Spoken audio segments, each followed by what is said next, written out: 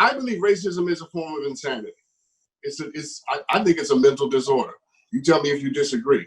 And if it is a mental disorder, then, and white people have it, or white culture has it, can we trust the patient to cure him or herself?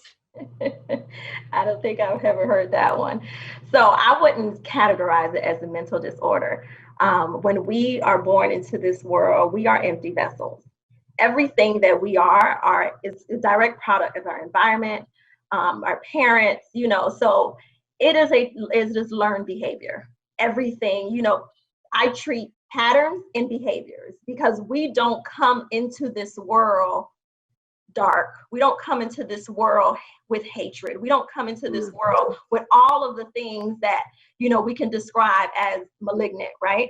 So it is a learned behavior. I don't think it's a mental disorder. It is a learned behavior. Just like you learn how to speak in certain settings, you can learn you can unlearn it.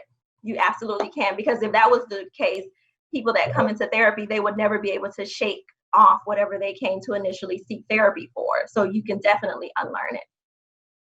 So you don't think, I'm gonna push back just a little bit. You don't think that a racist or racism rather makes you crazy at all?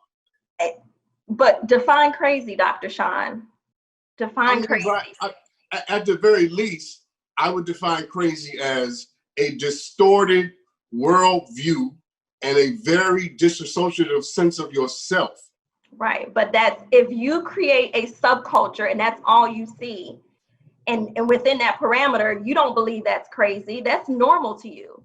That is the patterns and behaviors that have existed throughout your lifetime. So it goes back to the fact, define crazy, because there are some other aspects of living that we can say it's crazy, like us spending our money in these establishments that don't support us. We're essentially giving money to fuel the campaigns of the systemic racism that is still in place. There's a lot of things we can call crazy. And so we have to look at ourselves first and think about what can we do differently. I think that's interesting. I have to think about that. I wonder, because I think white folks who are racist are out of their damn mind. That's just, they have lost it. What's interesting about this charity? First, Charity, what do you think about that? I'm in complete agreement.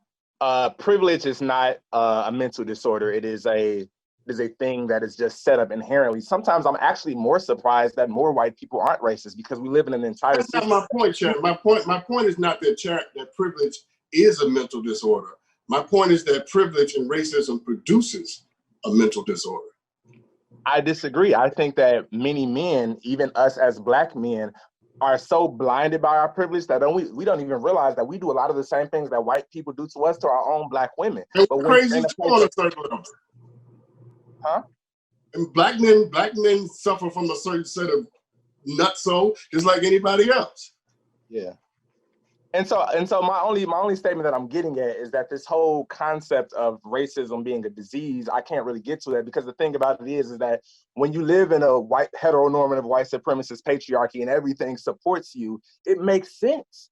Why not want to stay at the top? It just makes sense. They don't have to. They don't have to even be faced with the concept of oppression. They have no concept of it. So to them, they have to go out of their way to even understand what we're going through. It requires literally going out of your way. And that's the thing that we have to force their hand over. But no, they're not crazy for it. They just live in a system that supports them in every way. And they don't have to ever think about it. It was created with them in mind. Right. No, that part I definitely agree with. And I don't contest that at all. I think where the roads may part is the effects of that, rather, because I think it's not just as simple as they function in their privilege and in their power. I happen to think that does affect you. You cannot brutalize people and walk away with no scars that it leaves on you beyond systemic or institutional. As a human being, it does something to you. But I might be wrong. To assign crazy dismisses the behavior. No, I disagree. Now you have to be held accountable, because it's just like how now we're talking about, you know, when the whole when Black people had when crack cocaine hit our society, I mean our communities, it was described as this. But then now when, you know, the overdose in the white community, it's like, oh, now it's a disease. You know what I'm saying? So you start to treat it differently based on what you diagnose it as. So they're not crazy. It can be fixed.